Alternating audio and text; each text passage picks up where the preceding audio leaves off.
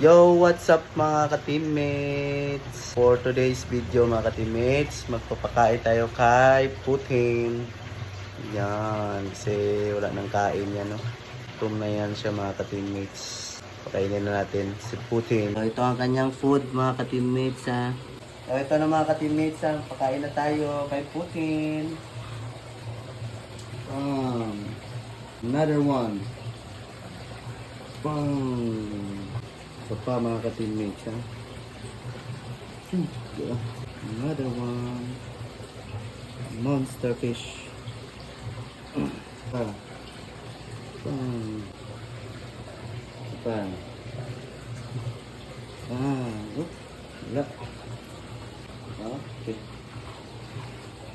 Tapos na tayo magpakain mga ka-teammates kay Putin.